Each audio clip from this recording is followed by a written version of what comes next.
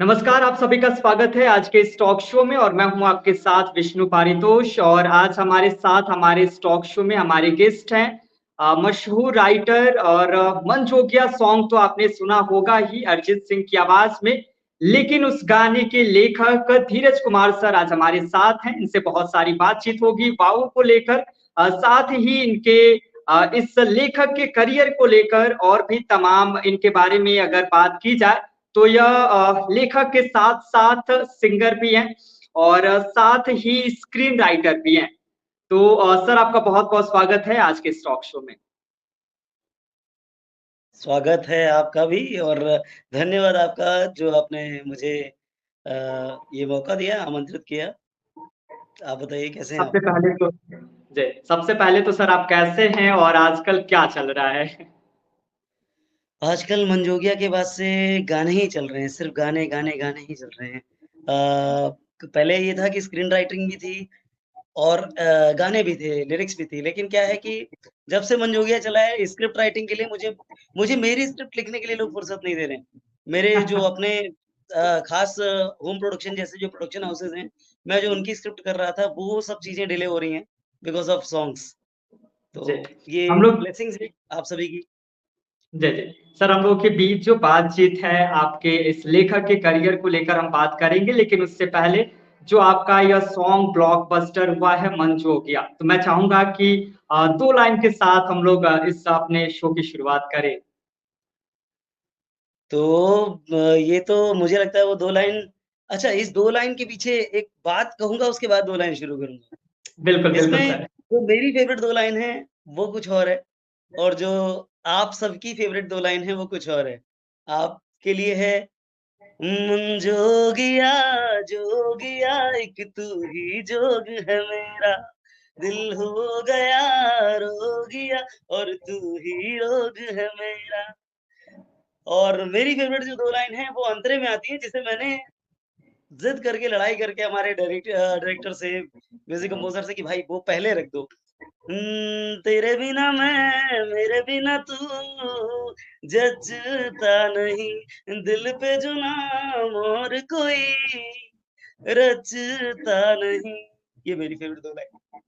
तो जी ऐसा सर, ही है। बहुत ही शानदार सर। आपकी आवाज़ कमाल की है, आप जितना अच्छा लिखते हैं उतना अच्छा आप गाते भी हैं। सर सबसे पहले तो कंपोज़र हम की दया जानना है, सारे चाहेंगे कंपोज़र की दया है, सब सिखाते रहते हैं। सर सबसे पहले तो हम जानना चाहेंगे कि मंजूकिया सॉन्ग आपको कैसे मिला? और इतने बड़े स्टार, इतने बड़े सिंगर अरिजीत सिंह आपके गाने को गाए। अ, ऐसा कुछ हुआ कि मतलब एक बहुत पुराना सर्कल है मेरा, जो कंपोज़र है हमारे ऐनिक के साथ, तो बहुत पुराना टाइम से हम लिख नहीं पा रहे, हम साथ में काम नहीं कर रहे थे। तो उनके एक प्रोड्यूसर डायरेक्टर से उनके पास उनकी धुन लॉक थी, ट्यून बहुत प्यारी है, जो आप सभी जानते हैं। तो धुन लॉक थी बट उसमें लिरिक्स कुछ और रफ लिरिक्स लिखे हुए थे और ट्राई कर रहे थे वो लोग और लिरिसिस्ट से भी ट्राई कर रहे थे, लेकिन वो चीज़ लॉक नहीं हो रही थी। बस एक बार उन्होंने मुझे बुलाया और उनके घर पे ही ऐनिक के घर पे आकाश के जी, घर जी। पे मैं पहुँचा और डायरेक्टर साहब निकल चुके थे, मैं लेट पहुँचा। बट ये थी कि धुन इतनी प्यारी लगी मुझे 2 लाइन अच्छा मन जोगिया मेरे दिल-दिमाग में वो काफ़ी दिन से घूम रहा था। तो मैं सोच रहा था जी, इसके ऊपर कुछ गाना अच्छा हो सकता है। तो बस यही हुआ कि मैंने मन जोगिया एक तू ही जोग है मेरा और रोगिया वर्ड जो है रोगिया एक्चुअली मैं बिहार से बिलॉन्ग करता हूँ। तो जी, जी। रोगिया वर्ड को बहुत बैडली लेते हैं कि अरे यार ये तो रोगिया आदमी। तो मैंने कहा लेकिन उसको उसको खूबसूरती से कैसे लाया जा सके? तो जोगिया का मैं कोई और काफ़िया ढूँढूँ इससे बढ़िया है कि रोगिया अच्छा लगा मुझे। तो फिर मन हो गया रोगिया और तू ही रोग है मेरा। तो वो 2 लाइन के बाद तुरंत ही डायरेक्टर को फ़ोन पे हम लोगों ने सुनाया और उन्होंने कहा बस कैरी फॉरवर्ड आगे करो इसको, यही चाहिए, यही वाइब चाहिए पूरे गाने में। तब जाके वो हुक लाइन तक आया है। हालाँकि हुक लाइन किसी को अभी याद नहीं है, बट हुक लाइन नेह का धागा धागा ना तोड़ जाना तू, ना छोड़ जाना तू, वहाँ तक वही वाइब बनाया हुआ है। तो ऐसे जी, ही जी। बस एक गाना मिला उसके बाद इस फ़िल्म में मुझे 3 गाने और मिले। ये फ़िल्म में 4 गाने हैं और मेरे 4 गाने हैं, 6 गाने हैं टोटल। तो ये है कि बड़े-बड़े लिरिसिस्ट के भी 2 गाने हैं उसमें। उन 2 के साथ मेरे 4 गाने भी मैं ब्लेसिंग्स हैं बस आप लोगों की, मिल गया काम। ऐसे ही चलता जी। रहा आगे। सर अब बात करते हैं आपके सफ़र की। तो यूपी, बिहार से लेकर एक मुंबई तक का सफ़र जो है, इस दौरान कितनी चुनौतियाँ आईं? हालाँकि इस फ़ील्ड में बहुत ज़्यादा कॉम्पिटिशन है, लेकिन इन कॉम्पिटिशन से हटकर अपना एक अलग पहचान बनाना और अपनी एक अलग इम्पैक्ट लोगों के बीच तक पहुँचाना, तो यह सफ़र आपका कैसा रहा? सफ़र संघर्ष जो है यार जो ये स्ट्रगल नाम की चीज़ है ना, लोग इसे बुरा समझते हैं। बट बिना मेहनत के, बिना स्ट्रगल के आपको कोई चीज़ मिल जाए तो उसकी वैल्यू भी नहीं होती है ना? तो वो तो था ही पहले से बचपन से पहले तो ये मैं राइटर कैसे बना मैं ये बता दूँ आपको, कि माँ सरस्वती की कृपा है, मेरी माँ लिखती थी, ठीक है? जी, और वो सरस्वती की बहुत बड़ी भक्त थी, बिहार की भूमि में उनका जन्म हुआ है, बिहार की हैं मेरी माँ और वहाँ पर सरस्वती पूजा को बहुत महत्व दिया जाता है और ख़ास तौर पे स्कूल डेज़ में बच्चों से जो पूजा करवाई जाती है, तो उस समय मेरी माँ सरस्वती पूजा का ये था कि मतलब वो व्रत रहती थी सरस्वती पूजा के दिन, बसंत पंचमी के दिन। तो जी, जी। वो लिखती भी थी, तो उनकी चीज़ अपने आप जो शादी के बाद उनका सब कुछ रह गया। रह गया तो उन्होंने कभी मुझे बताया नहीं कि मैं लिखती थी। पर अच्छा। अपने आप माँ सरस्वती ने वो पलट के मुझ में पता नहीं कहाँ से कृपा दिखाई और मैं कुछ-कुछ लाइनें लिखते रहा, लिख के इधर-उधर फेंक देता था। फिर माँ से कभी छुपाने लगा कि अरे यार ये तो शायरी है और ये लिखूँगा तो डाँट पड़ेगी। फिर माँ ने जब एक बार पकड़ा तो फिर उन्होंने अपना बताया मुझे डायरी खोल के, सारी दिखाई कि बेटा मैं भी लिखती थी और तब से प्रेरणा मिली और ये सोच लिया कि माँ के सपने के लिए अभी तो अपना सपना तो हो गया, अब तो एक एक पीढ़ी का सपना हो गया ना। जी, वो जी। कुछ नहीं कर पाए लेकिन मैं तो करूँगा। तो दोनों के सपने को लेके मैं मुंबई में आया और मेरी माँ हर कदम पे मेरे साथ रहीं और आज मैं खुशकिस्मत हूँ कि इतना काम कर पाया कि आज अपनी माँ को यहाँ लाने में मुंबई में लेके आया हूँ, अपनी माँ को और माँ मेरे साथ आज भी हैं। तो हर कदम पे साथ थे, हर कदम यहाँ तक है। तो मुझे लगता है स्ट्रगल लगी ही नहीं भाई मेरे, कि क्योंकि लॉकडाउन जैसी टाइम पे भी लॉकडाउन जब दुनिया में लॉकडाउन तो लोग निराश थे, मैं और मेरी माँ साथ में थे। और माँ का आशीर्वाद जब आपको मालूम है साथ रहता है तो कुछ भी पॉसिबल है। धीरज सर हम जानना चाहेंगे कि आपके लाइफ की सबसे पहली लेखन कौन-सी रही और कौन से गाने की रही? वो गाना मैं गाना नहीं सुना पाऊँगा आपको क्योंकि अब वो गाना पॉलिश करके मैं दोबारा से ला रहा हूँ, बट वो एक गणपति का भजन है, ठीक जी, है? जी। और उस समय ये समझिए कि लखबीर सिंह लखा साहब कितने बड़े भजन संगीतकार हैं, गीतकार हैं, ठीक है? जी। वो आए थे मेरे शहर कानपुर में, तो उनका शो देखने गया था और वहाँ भीड़-भगदड़ में किसी के वाया-वाया लखा जी तक पहुँच के अपना एक भजन वो जो एक ही भजन था मेरे पास, वो सुनाना चाहता था कि वो लखा जी ले लें इस भजन को, लखा जी अपनी आवाज़ में बनाएँ। तो लखा जी को तो मैं कुछ नहीं कहूँगा, वो तो बहुत ग्रेट हैं, उनको उनको मैं चरण में शत-शत नमन, कोटि-कोटि नमन करता हूँ। बट उनके बीच में जो वहाँ पर होता है ना कि बिचौलिए जो होते हैं, एक बच्चे को एक स्टार से कैसे मिलवा देंगे एकदम से। तो वो टाइम था, अब वो गाना लिख के वहाँ तक पहुँच नहीं पाया और पहुँचा, पहुँचने के बाद भी लोगों ने कहा फिर तुम्हें ये क्रेडिट नहीं मिलेगा, ऐसा नहीं होगा, वैसा नहीं होगा। लेकिन मुझे तब था कि भाई क्रेडिट कि नहीं मिलेगा जैसा भी कुछ होता है क्या? वहाँ पर मैं उसपे पड़ा ही नहीं। हालाँकि मैं ये नहीं कहूँ मैं किसी को दोष नहीं दे रहा हूँ, मैं किसी का नाम नहीं ले रहा हूँ। बीच में कुछ बिचौलिए थे, मैं उनको कहूँगा जो बिचौलिया मुझे मिलवा रहा था शायद वो अपना नाम आगे राइटिंग में देना चाहता था। तो जी, मैंने जी। ठान लिया कि मुझे ये करना ही नहीं है। जिस दिन मेरा अपना मुकाम होगा, शायद मैं कभी वो गाना खुद गाऊँगा और अभी मुझे लगता है इस गणपति में शायद मैं उसके फुटेजेस शूट करने वाला हूँ और नेक्स्ट गणपति तक वो गाना आपको मार्केट में मिलेगा। उससे पहले भी कई गाने मेरे आ रहे हैं, तो ऐसा ही कुछ है। जी। सर जहाँ तक आपने बीच में बात की कि वो आपके गाने को अपना नाम देना चाहते हैं। हालाँकि यह यहीं तक नहीं सीमित है, आजकल के जो नए राइटर्स हैं, जो नए लेखक हैं, वो आजकल जो बड़े स्टार हैं, उनको अपना गाना बेच रहे हैं। हाँ, मैं इस बारे में किसी बड़े स्टार के बारे में कुछ नहीं बोलूँगा लेकिन हाँ, मैं नए लेखकों से एक चीज़ बोलना चाहता हूँ। मेरे पास इंस्टाग्राम पे अभी कम से कम 1000 से ज़्यादा मैसेज सिर्फ़ इस बारे में हैं कि सर मैं लिखता हूँ और मैं भी लिखता हूँ और मैं आपको अपना गाना देना चाहता हूँ। भाई मैं आपका गाना क्यों लूँगा? मैं क्यों लूँगा आपका गाना? क्योंकि मैं खुद लिख रहा हूँ। तो वो गलती ये कर रहे हैं कि उन्हें बनना राइटर है, बट एक राइटर के साथ गाना दे के सोच रहे हैं, वो गलतफ़हमी है। एक्चुअली जितना ज़्यादा हो नहीं रहा है ना, उससे ज़्यादा वहम फैलाया गया। ये वहम क्या होता है कि कोई भी बुरी चीज़ मतलब मुझे नहीं लगता है कि इंडस्ट्री में ऐसा कोई हो रहा है कि कोई गाना मतलब ऐसी स्थितियां मेरे सामने आई हैं, बट वहां पर चॉइस होती है, आपकी चॉइस होती है। जैसे कि एक लड़की से पूछा जाता है कि भाई तुम मेरे साथ आओगे या नहीं, और लड़की की मर्जी अगर नहीं है तो कोई नहीं, कोई छेड़ नहीं रहा है आपको भाई, कोई परेशान नहीं कर रहा है। तो वैसा ही है कुछ यहाँ पर कि भाई आप गाना दोगे कि नहीं दोगे, ये आपके हाथ में है, आप मत दो। लेकिन मैं सबसे विनती करूंगा नए राइटर से कि प्लीज प्लीज प्लीज, अगर आप लेखक सच में बनना चाहते हो तो भाई अपनी लेखनी किसी और को अ, ऐसे समर्पित मत कर दो यार, उसके साथ खिलवाड़ हो जाएगा। एज इट इज तो यूज नहीं होगी कोई भी चीज जो आपने लिखी है, वो as it is word to word तो कोई भी यूज करेगा ही नहीं। आइडिया चोरी हो जाता है, और आइडिया कोई चुराता नहीं है जान के। मैंने एक नया आइडिया सुना और वो मेरे दिल में घर कर गया। अब वो मेरी शायद किसी और लेखनी में कहीं न कहीं किसी न किसी रूप में आ जाएगा अपने आप। तो कुछ जी, ये भी होता है। तो मुझे नहीं लगता है कि गाने किसी को देने चाहिए। हाँ, नए गीतकारों को ये कहूँगा कि भाई आप संगीतकारों से कॉन्टैक्ट करो ना। वो संगीतकार जो नए संगीतकार हैं, बड़े-बड़े संगीतकार जो स्टार बन गए हैं, आप सिर्फ़ उनको पोक करने की कोशिश करोगे कि सर मैसेज करने की कोशिश करोगे कि ये मुझसे कॉन्टैक्ट कर ले, नहीं करेगा कोई। लेकिन जिनके 1-2 गाने हिट हैं, जिनके 10-12 गाने मार्केट में हैं, 2-4 गाने मार्केट में हैं, आप उनके पास जाओ। उन सबको गीतकारों की ज़रूरत है। मेरे पास कम से कम 20-25 ऐसे संगीतकार हैं, जो नए हैं और उन्हें मेरे गानों की ज़रूरत है। अच्छे गानों की ज़रूरत है। मैं ये नहीं कहूँगा मेरे गानों की ही ज़रूरत है। वो अच्छे गानों के लिए तड़पते हैं। मैं जितना हो सकता है मैं अपनी तरफ से कर पाऊँगा, करता हूँ भाई। लिरिक्स लिख-लिख के भेजता हूँ कि भाई धुनें बनाओ, गाने आगे बढ़ाते हैं, आगे हिट होते हैं गाने। तो मुझे लगता है कि नए गीतकारों को भी नए-नए कंपोज़र्स को ढूँढना चाहिए। सबसे पहली सीढ़ी आपकी कंपोज़र है, आपको कंपोज़र को छोड़ के किसी और से बात नहीं करनी कि मेरा जी, गाना जी। ले लो। और सर आपकी लाइफ का सबसे बेस्ट मोमेंट कब था? मेरी लाइफ़ का सबसे बेस्ट मोमेंट बहुत सारे हैं यार, बहुत सारे हैं। मतलब मैं एक बेस्ट मोमेंट ये है कि हाँ, जिस वक़्त 8-10 साल की स्ट्रगल के बाद जब मैं मेरी माँ को यहाँ बुला पाया, जो 6 महीने का ट्रैवल था कि मेरी ये जर्नी थी कि मैं ना अभी काम काम कर रहा हूँ, पैसे कमा रहा हूँ, लेकिन वो पैसे सारे खर्च हो जा रहे हैं।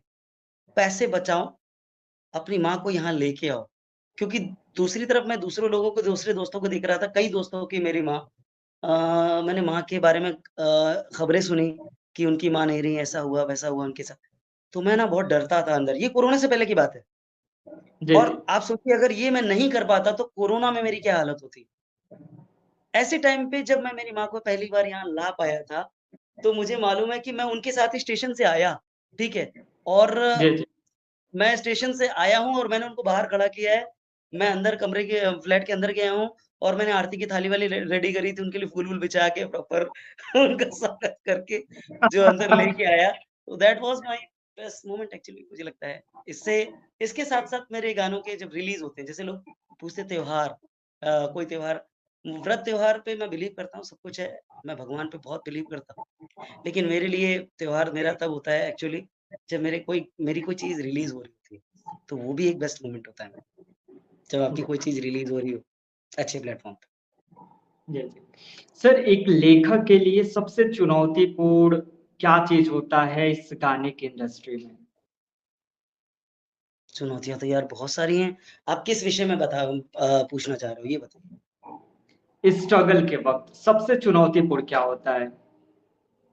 क्योंकि लेखन तो आप कर लेते हैं, लेकिन जब आप गाने को लेकर किसी म्यूज़िक डायरेक्टर के पास, म्यूज़िक प्रोड्यूसर या फिर जो भी हैं इससे हाँ, हाँ, रिलेटेड, हाँ, हाँ। उनके पास जाते हैं, मैं संगीतकार के पास जाते हैं, तो वहाँ तक पहुँचने के लिए बहुत स्ट्रगल करनी पड़ती है कि हमारे जो गाने हैं, वो अच्छे प्लेटफ़ॉर्म से रिलीज़ हो। तो इस तरह के स्ट्रगल्स के बारे में। भाई पहला तो जो चांस है ना वो मौका है, मौका, पहला मौका। यहाँ पर ना मुझे लगता है कि हर तीसरा आदमी राइटर है। ठीक है? और हर 5वाँ आदमी गीतकार है, मुंबई में, जो पहुँच गए हैं, ठीक है? जो एक्टर है वो भी कहीं न कहीं अंदर से गाने लिख सकता है या कुछ लिख लेता है। जो सिंगर है वो उसमें बहुत सारे सिंगर्स तो हैं जो खुद कंपोज़ भी करते हैं और लिखते भी हैं, ठीक है? बहुत सारे कंपोज़र्स हैं जो लिखते हैं, तो कोई आपको मौका क्यों देगा? तो आपकी सबसे बड़ी बड़ी स्ट्रगल तो ये है कि आप जिसको सुना रहे हो, आप उससे अच्छा लिखना चाहिए। आपको उससे अच्छा लिखना है जिसको आप सुना रहे हो, जबकि वो 25 साल का एक्सपीरियंस लेके बैठा है और आपको 25 महीने भी नहीं हुए। ऐसे टाइम में आपको उससे अच्छा लिखना आना चाहिए। तो उसी से सीखना है। आपको कि मतलब ये जो जहाँ आप एग्ज़ामिनेशन कहाँ देते हो? स्कूलों में ही तो देते हो ना। तो जिस स्कूल में आपको एग्ज़ाम देना है उसी स्कूल में सीखा भी तो आपने उसी स्कूल में है ना। तो बस वही एक चीज़ है। मैं सच बताऊँ कि मुझे मेरा पहली बार कान तरस गए थे, ये सुनने को कि पहली बार कोई ये कह दे कि मेरे लिए गाने लिखेगा क्या? समझ रहे हो? तो जी, 5 साल लगे थे मुझे। पहले तो शुरू-शुरू में मैंने इवेंट किए और मैंने जैसे आप एफ़एम वगैरह से जुड़े हैं, बहुत अच्छा काम कर रहे हैं आप भी। ऐसे ही मैंने कुछ-कुछ एक्स्ट्रा काम किए, पैसे जोड़े, मुंबई आया और यहाँ पर ऐसी हालत थी कि मतलब एक तरफ आप 70 मतलब मैं एक ऐसा एग्ज़ाम्पल दे रहा हूँ कि 70,000 पहले कमा रहे हो, 70-80 हज़ार कमा रहे हो और यहाँ आके एकदम से 8-10 हज़ार के भी वांदे हो गए। ठीक है? क्योंकि काम नहीं है, कुछ नहीं है और जो जोड़ के लाए वो भी खत्म हो गया। अब आप सुना सबको रहे हो, जो भी सुन रहा है वो कह रहा है भाई बहुत अच्छा लिख रहे हो, बहुत अच्छा लिख रहे हो। लेकिन वो ये नहीं कह रहा मेरे लिए लिख दो, क्योंकि हर आदमी भी स्ट्रगल कर रहा है। मैंने यहाँ पर एक चीज़ सीखी प्रोड्यूसर, डायरेक्टर आपको जो काम दे रहा है ना, जिससे भी आप काम माँग रहे हो, वो ऐसा नहीं कि वो राजा बन के बैठा है और वो बस ऐसे ही चुटकी बजा रहा है, सब कुछ हो रहा है उसका। नहीं, नहीं, नहीं, नहीं। मैंने यहाँ कितने प्रोड्यूसर्स को डूबते देखा है। कितने प्रोड्यूसर्स को बैंकरप्ट होते देखा है। बहुत-बहुत समस्याओं के सामना करके वो लोग निकलते हैं। जब वो लोग निकलते हैं फिर एक प्रोजेक्ट बनता है, उस प्रोजेक्ट में आपके लिए कितने परसेंट चांस है वो आपकी राइटिंग पे डिपेंड करता है और साथ-साथ आपके रिलेशन पे डिपेंड करता है। तो मुझे लगता है कि रिलेशन बिल्ड करना और लोगों तक पहुँच पाना, सही आदमी तक सही टाइम पर पहुँचना, सबसे बड़ा स्ट्रगल ये है। 5 साल लगे थे मुझे पहली बार ये सुनने के लिए कि भाई मेरे लिए गाना लिख दो। कोई नहीं कह रहा था, मेरे लिए गाना लिखो। जी, जी सर। सर मैंने सुना है कि शेरो शायरिया, पोएट्री भी लिखते हैं। मैं चाहूँगा कुछ लाइन हमारे दर्शकों नहीं, के लिए नहीं, हो नहीं, जाए। मैं नहीं सुनाऊँगा, मैं नहीं सुनाऊँगा क्योंकि मैं बता रहा हूँ आपको इसके पीछे एक रीज़न है। पहले मैं फ़ेसबुक पे बहुत शायरियाँ डाल देता था और मेरे साथ क्या है कि मेरी जितनी भी शायरी है ना, वो मैंने शायरी डाली, उधर से कंपोज़र का फ़ोन आया, ठीक है? मेरे पास कम से कम ना भूखे शेरों की तरह 10-12 कंपोज़र दोस्त हैं मेरे, जो ऐसे खड़े रहते हैं कि भाई कुछ तो लिख के दे, लिख के भेज यार, गाना बनाना है, सुनाना है, आगे क्लाइंट को सुनाना है। प्रोड्यूसर और डायरेक्टर की सिचुएशन आ रखी है, कुछ तो लिख, कुछ तो लिख। उसमें क्या होता है, मैंने फ़ेसबुक पे लिखा, मेरे कंपोज़र ने डिलीट करा दिया तुरंत। कहता भाई इस पे मैं इसको कंपोज़ कर रहा हूँ, तू ये डिलीट कर। तो शायरियाँ ऐसी कोई ऐसी कोई ख़ास मैं शेरो शायरी करने जाता हूँ भाई वो गाना ही बन जाता है। लेकिन ऐसा कुछ था एक शेर लिखा था मैंने कि तुझसे वफ़ा सारी उम्र करते ना थक पाएँगे, साँसें दगा दे भी गईं तो दिल तुझको दे जाएँगे। मोहलत ज़रा देना तुझे दर्द बताएँगे। दे मोहलत ज़रा देना कभी तुझे दर्द बताएँगे। तो ये जो तुझसे वफ़ा सारी उम्र करते ना थक पाएँगे, साँसें दगा दे भी गई तो दिल तुझको दे जाएँगे। आप सुन सकते हो ज़ी म्यूज़िक कंपनी से गाना रिलीज़ है अर्ज़ियाँ, उसमें मैंने यूज़ किया है फिर अंतरे में। तो ऐसे ही सब कुछ यूज़ होता है यार, अभी अभी कुछ शेरो शायरी का टाइम नहीं है अभी फ़िलहाल तो। और कभी वक़्त ने मंच दिया है तो कभी बूढ़ा हो जाऊँगा तो कभी बहुत सारी भड़ास है जो रख रखी है किताबों में, वो निकालूँगा तब। जी। सर हम आपसे जानना चाहेंगे लेखक के पास ना मोस्टली मैंने सुना है कि एक्सपीरियंस मिलता है लेखन का वो होती है कि लेखक तो इश्क में टूटा होता है। क्या आपके साथ कोई ऐसा एक्सपीरियंस है कि मतलब आपके साथ रहा हो? फ़िलहाल तो ऐसा नहीं है, इश्क में टूटा-वूटा नहीं है मतलब क्योंकि मैंने बहुतों को टूटते देखा है बहुत करीब से। मैं जी, मतलब मैंने ना स्टोरी में वो रोल प्ले किया है अक्सर करके कि जैसे लव स्टोरी होती है ना, तो लव स्टोरी में हमारी हर फ़िल्म में एक दोस्त होता है। वो हीरो का दोस्त होता है या हीरोइन का दोस्त होता है। ऐसा होता है ना? वो जो जी। दोस्त है ना वो मैं हूँ। मैंने वहाँ से लोगों को इतना टूटते देखा है कि मेरी हिम्मत नहीं पड़ती वहाँ तक जाने की। ठीक है? और मैं अपनी कल्पनाओं में मेरी बहुत सारी लव स्टोरीज़ हैं। क्योंकि मैं स्क्रीन प्ले राइटर हूँ, तो इसका बहुत बड़ा फ़ायदा ये है कि मैं अपनी स्टोरी जब जीता हूँ ना, तो अपनी हीरोइन से सबसे पहला प्यार तो मेरी अपनी नायिका से होता है। ठीक है? अपने आप को हीरो महसूस कर रहे हो, आप उसको नायिका महसूस कर रहे हो और आपको जो प्रेम हो रहा होता है और वहाँ पे जो सिचुएशन बनती है कि ये छोड़ के जा रही है, उस वो अपने आप ही मोटिवेशन बन जाता है गाना लिखने के लिए। ठीक है ना? तो मुझे किसी और रियल सिचुएशन की ऐसे ज़रूरत नहीं पड़ती। लेकिन हाँ, रियल लाइफ़ में मैंने जितने लोगों को टूटते देखा है, बर्बाद होते देखा है शादी में लोगों को आबाद होते भी देखा है, बर्बाद होते भी देखा है वाला सीन है। तो वहाँ से ही है एक्सपीरियंस। मुझे लगता है कि प्यार को छोड़ के भी बहुत सारे मुद्दे हैं गाने लिखने के लिए, बहुत कुछ है कि नहीं? जी, जी, जी।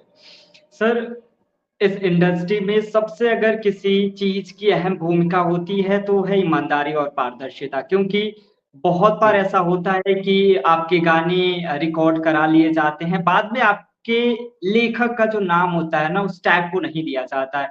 तो ऐसा कभी आपके साथ हुआ है कि आपके गाने अगर मैं कहूँगा तो कुछ लोगों को बुरा लग सकता है क्योंकि ये तो आपका इंस्टाग्राम से लेके हर जगह चीज़ वायरल करने वाले हो आप तो हाँ, मेरे साथ ये होता है अक्सर करके कि मैंने कहा ना लेखक का कीड़ा सबके अंदर है, ठीक है? जी, जी। तो कई बार मेरे प्रोड्यूसर्स तक ने ऐसा किया गानों के प्रोड्यूसर की बात कर रहा हूँ। जी, मैं जी। अपने फ़िल्म प्रोड्यूसर्स की बात बिल्कुल नहीं कर रहा हूँ और कई बार ऐसा होता है कि उन्होंने 2 लाइन चेंज कर दी, ऐसा कुछ कर दिया अपने हिसाब से। वो पहले चेंज करने को बोल रहे हैं और मैं नहीं मान रहा हूँ, नहीं कन्विंस हो पा रहा हूँ। बट भाई आफ्टर ऑल वो प्रोड्यूसर है, उनकी चलेगी वाला मामला हो जाता है जब डंडा खड़ा कर देते हैं। सॉरी। तो प्रोड्यूसर्स 1 मिनट।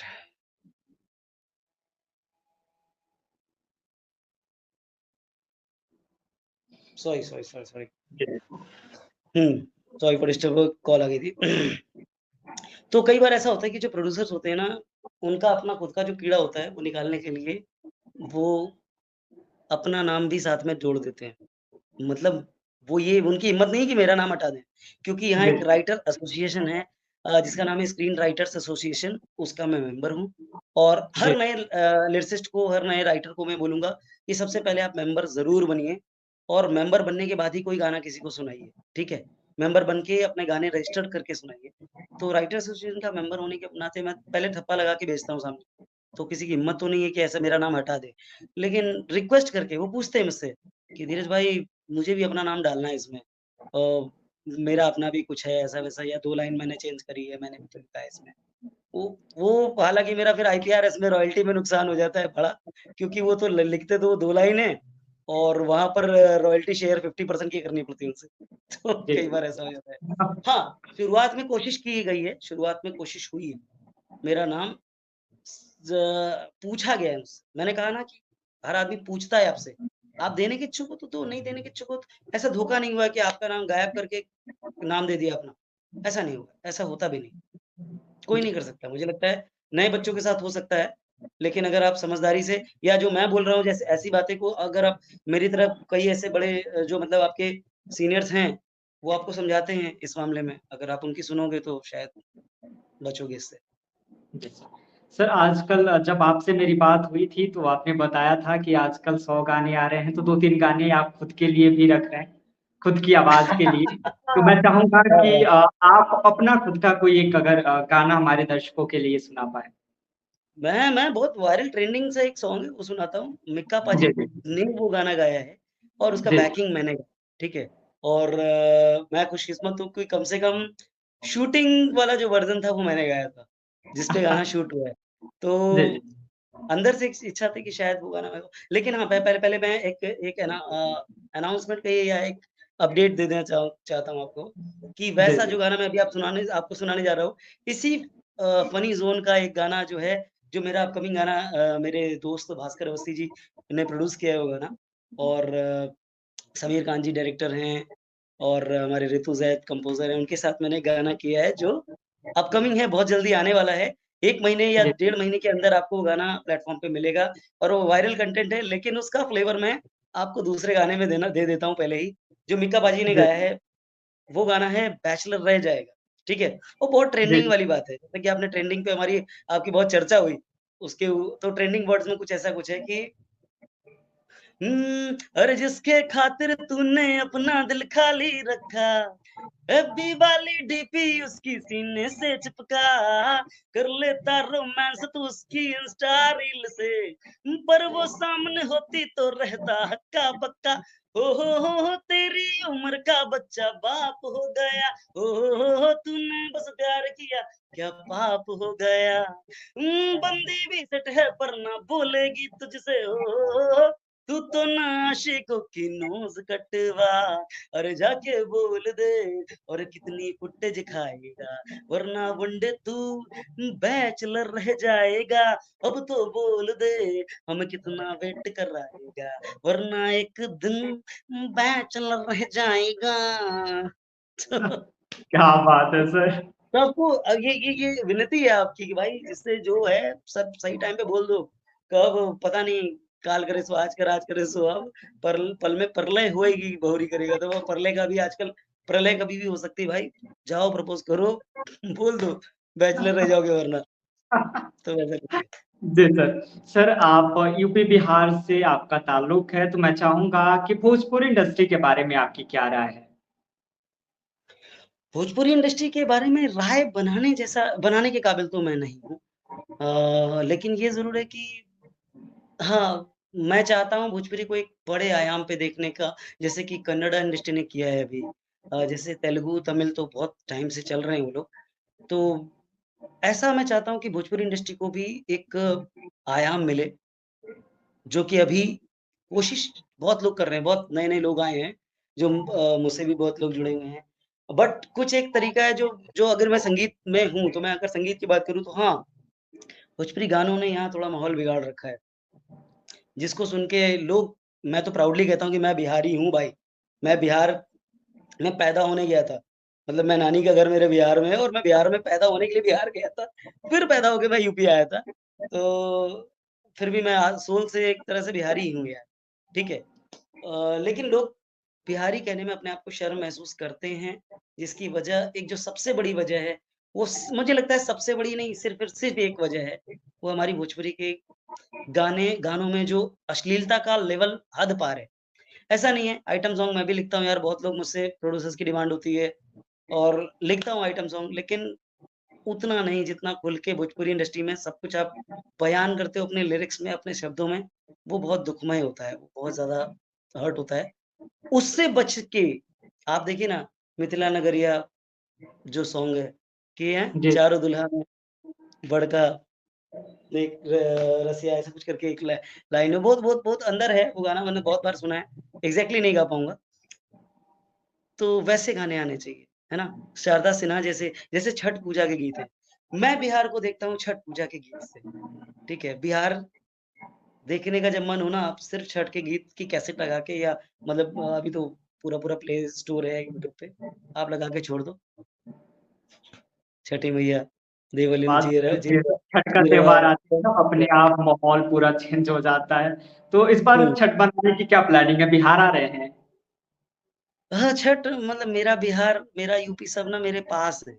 मेरी माँ जो है ना, वही मेरा बिहार है। मैं माँ के साथ जहाँ भी रहता हूँ, हाँ, अब ये सवाल शायद आपको मेरी माँ से करना चाहिए, क्योंकि उनका जहाँ मन होता है, कभी-कभी वो कहती हैं कि चलो, मतलब मुझे लगता है कि मैं 20 साल का हुआ जब तक नहीं 20 नहीं, 17-18 साल तक, तो लगातार जब तक मेरी नानी माँ ज़िंदा थीं, तब तक तो हमारा बिहार में ही ऑलमोस्ट छठ पूजा बिहार में ही होती थी। और उसके बाद कानपुर में, और अभी कभी-कभी बिहार भी जाते हैं। तो बिहार शायद, हो सकता है, कुछ बड़ी बात नहीं है। माँ की इच्छा हुई तो शायद बिहार भी चले जाएँगे, यूपी चले जाएँगे, या यहाँ पर भी आप बिलीव करो, मुंबई में भी आप एक बार यहाँ पर जब कभी आओगे ना, मैं आपको लेके चलूँगा समुद्र किनारे। आप देखो छठ पूजा का जो माहौल है, जो गंगा घाट पे लगता है माहौल ना, समुद्र यहाँ पे, समुद्र को, खारे पानी को ये लोग मीठा कर देते हैं, हम लोग सारे बिहारी मिलके मीठा कर देते हैं, गंगा माँ बना देते हैं वहाँ, सागर को गंगा सागर बना देते हैं, जी, वैसा जी। माहौल है। जी। सर हम आपसे जानना चाहेंगे जो नए राइटर्स हैं, जो इस फ़ील्ड में आना चाहते हैं, हालाँकि अभी आने की सोच रहे हैं, जो फ्रेशर्स हैं, उनके लिए सर आप क्या टिप्स देंगे? वो लोग मुझे या मेरे जैसे लोगों को इंस्टाग्राम पे मैसेज करते हैं जानकारी के लिए। मैंने जी। अभी-अभी आपको थोड़ी देर पहले ये बोला है कि वो सबसे पहला काम ये करें कि अच्छा लिखो यार आप, ठीक है? बहुत सारे, मतलब मेरे पास अभी बहुत सारे मैसेजेस, मैंने लिरिक्स पढ़े हैं, लोग फीडबैक माँगते हैं, सर बताइए कैसा लिख रहा हूँ? फीडबैक मैं 1 बार दे सकता हूँ यार, मैं 2 बार मैं 1000 में से 50-100 के जवाब दे पाऊँगा, देता हूँ, जितनी कोशिश करता हूँ, क्योंकि मुझे फिर अपना फ्रेश भी तो लिखना है। तो उनसे मैं सिर्फ़ इतना ही कहूँगा कि भाई जब आप 100 गाने, मतलब आप ये मत करो कि आप 4 गाने लिख लिए आपने तो आपको लग रहा है कि आप गीतकार बन सकते हो, नहीं बन सकते हो, ठीक है, विष्णु जी जो मेरे सामने बैठे ना, ये भी 2-4 गाने तो ये भी लिख के बैठे हैं, ठीक है। वो कभी भी कोई भी 2-4 गाने लिख के, आपको गीतकार बनना है, तो आप कभी भी ना समुंदर के ऊपर-ऊपर आप सीप नहीं ढूँढ सकते हो।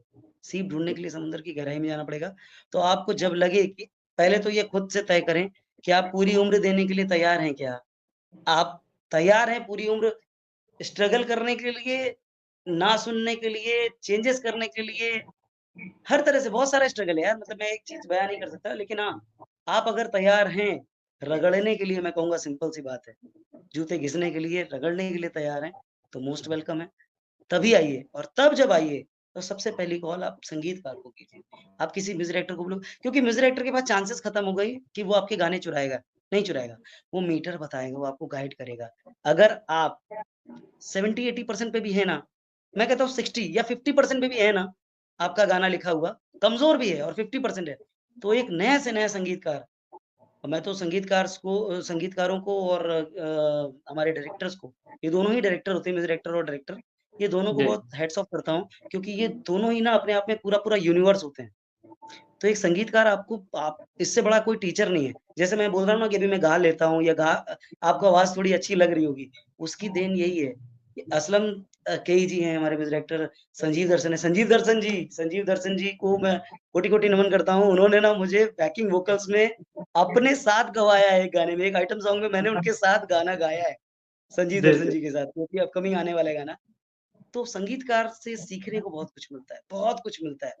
और तो आप उनको जब आप लिरिक्स भेजोगे तो 50% की भी जो कमी रहेगी ना, वो बताएँगे, वो गाइड करेंगे, बेटा ये वाली मीनिंग हटा दे, ये वाली लाइन थोड़ी ठीक नहीं लग रही है, ये वाली लाइन ऊपर-नीचे कर ले, इसको हुक लाइन बनाते हैं या हुक लाइन थोड़ी कुछ और दे दे। इस तरह का एक पैटर्न है ना, संगीतकार से अच्छा कोई नहीं बताएगा। भाई मुझे भी संगीतकारों ने सिखाया है, मैं आपको क्या सिखाऊँगा, ठीक है?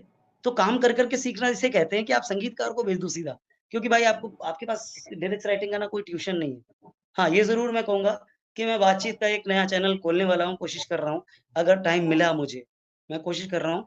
तो मेरे पास इतने इतने गीतकार बच्चे हैं मेरे पास जो मतलब मेरे छोटे भाई-बहन हैं, जो मुझे पिंच करते रहते हैं, मैसेज करते रहते हैं। मैं सबसे पहले तो माफ़ी माँगूँगा कि मैं आप सबको जवाब नहीं दे सकता।